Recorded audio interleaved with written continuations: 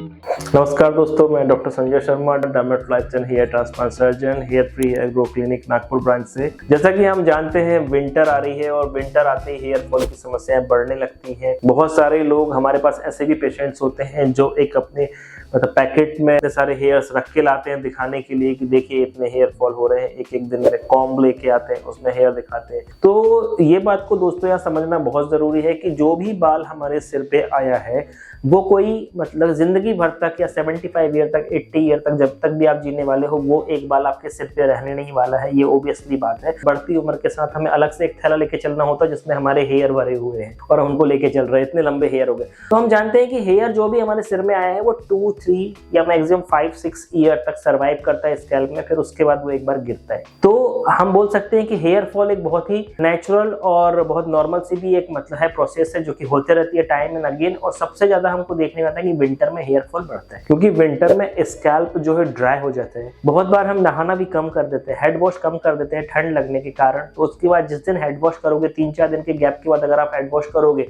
तो एक साथ आपको बहुत सारे बाल जाते हुए दिखने वाले हैं। तो उसमें क्या हो रहा है, विजिबिलिटी बढ़ गई है हेयर फॉल की। मतलब जो आपका जो एक्चुअली हेयर फॉल नहीं बढ़ा है, सिर्फ आपको ज्यादा गिरते हुए दिख रहे हैं। वैसे विंटर में जो हो रहा है ड्राइनेस अगर आपके स्कैल्प में है तो आपको थोड़ा सा उसके लिए ऑयलिंग करना चाहिए। कोकोनट ऑयल सबसे अच्छा ऑयल है जिसको आप लगा सकते हो स्कैल्प पे। अगर आप ऑयलिंग करते हो, मॉइस्चर रहता है। बहुत सारे ऐसे मेडिसिन भी आती हैं जो स्कैल्प को मतलब मॉइस्चर बनाए रखती हैं, प्रोटेक्ट करती हैं। तो ये सब जो अपने लिए होम रेमेडीज हैं इनकी हेल्प से, और फिर डाइट अच्छी कर दीजिए, पानी अच्छा पीते रहें। विंटर में एकदम से हमारा थोड़ा सा वाटर इंटेक कम होता है तो गुनगुना पानी पिए, लेकिन पीते रहिए।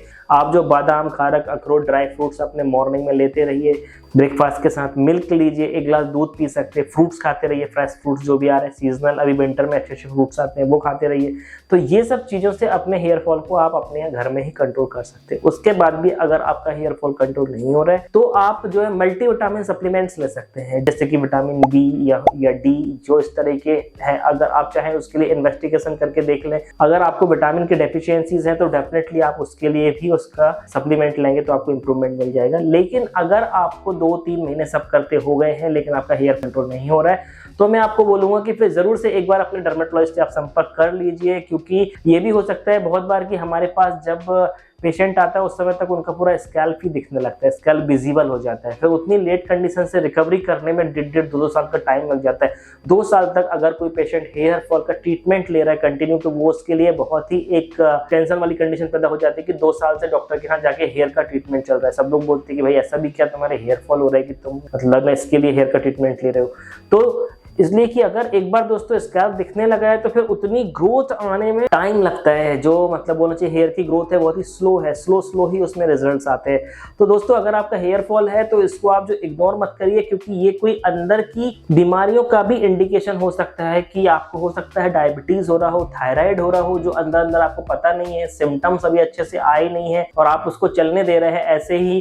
तो अगर आप डॉक्टर के पास जाएंगे तो हो सकता है डॉक्टर बहुत सारे टेस्ट करा के और ये पता करेगा कि आखिर हेयर फॉल क्यों हो रहा है और उसके अकॉर्डिंगली वो मेडिसिन देंगे। तो सिर्फ आपका हेयर फॉल ही नहीं रुकेगा बल्कि आपके बॉडी की जनरल फिटनेस भी बहुत अच्छी हो जाएगी। तो अगर दोस्तों इस तरह की कोई भी कंडीशन से आप गुजर रहे हैं तो एक बार हमारे व्हाट्सएप नंबर पे हमसे आप कम्युनिकेट करिए। हम आपके लिए प्रॉपर गाइड करेंगे कि आपको एग्जैक्टली क्या करना चाहिए कि आपका हेयर फॉल रिड्यूस हो। और आजकल बहुत अच्छे ट्रीटमेंट्स है, जैसे PRP थेरेपी है, GFC थेरेपी है, low level laser light therapy है, मीजोथेरेपी है। अभी आजकल तो रिसेंटली जो अपना क्या बोलते हैं फॉलिकुलर स्टेम सेल थेरेपी भी आ गई है जिससे कि हमारे हेयर की ग्रोथ बहुत अच्छी हो सकती है। एक्सोसोम्स हैं। तो अगर आपको हेयर फॉल की प्रॉब्लम है तो एक बार हमारे व्हाट्सएप नंबर पे आप हमसे कम्युनिकेट करिए और हम आपको बताएंगे कि आपको एग्जैक्टली क्या करना चाहिए। Thank you so much, stay tuned.